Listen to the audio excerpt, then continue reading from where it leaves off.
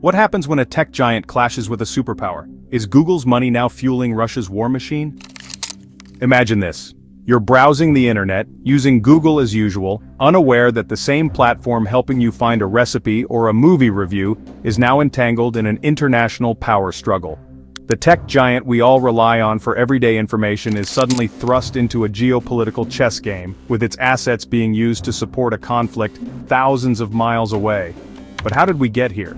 How did a company as powerful as Google end up having $100 million of its funds seized by the Russian government? And more importantly, how is this money being redirected to support one of the most controversial military campaigns in recent history? To understand this shocking turn of events, we need to rewind a bit and dive into the ongoing tension between Russia and the West. In recent years, the relationship between Russia and major Western companies has grown increasingly strained. Sanctions, cyber attacks, and political maneuvering have defined this period, with both sides trying to gain the upper hand.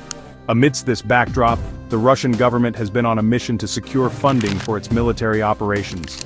Faced with economic sanctions and dwindling resources, President Vladimir Putin has turned to unconventional methods to bolster his war chest. One of these methods?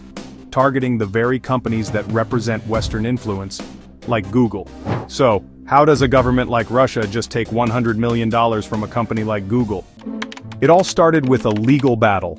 Russia has been cracking down on foreign companies for years, imposing fines, and threatening to ban services that don't comply with its increasingly stringent regulations. Google found itself in the crosshairs after refusing to comply with demands to remove certain content deemed illegal by the Russian authorities. This refusal led to escalating fines, which Google initially dismissed as just another cost of doing business in a complex market. But Putin's government had other plans. In a move that shocked many, Russian courts not only upheld the fines but authorized the outright seizure of Google's assets in Russia to the tune of $100 million. This was more than just a financial penalty. It was a message to the West, a demonstration of power, and a warning to other companies operating within Russian borders. Now the big question, what does Russia plan to do with this $100 million? Reports suggest that this money is being funneled directly into Russia's military operations, supporting its ongoing conflicts. This includes everything from paying soldiers to funding new weapon systems. In a time when Russia is feeling the squeeze from international sanctions, every dollar counts, and this sudden influx of funds from Google has provided a much-needed boost to its military machine. But it's not just about the money. The seizure also represents a broader strategy by Putin to use every available resource to sustain his military ambitions, even if it means repurposing the assets of foreign companies. The world has taken notice. Western governments have condemned the seizure, calling it an escalation in Russia's war on Western influence. Tech companies are now on high alert, re-evaluating their presence in Russia, and weighing the risks of continuing to operate in such an unpredictable environment. But what does this mean for the future of tech and geopolitics? Will other countries follow Russia's lead, targeting foreign companies to fund their own agendas?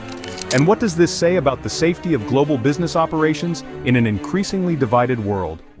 As the dust settles, one thing is clear. The line between business and politics is more blurred than ever, and the consequences of this clash between Google and Russia will be felt far beyond the balance sheets. The seizure of $100 million from Google is a stark reminder of the shifting power dynamics in our world today.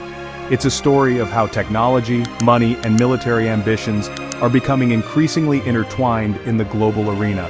As tensions rise, the question remains, how will companies, governments, and ordinary people navigate this new reality? With that said, keep your eyes on the news, because this is just the beginning. Thanks for watching.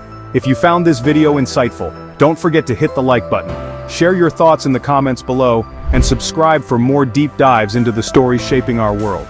Until next time, stay informed and stay curious.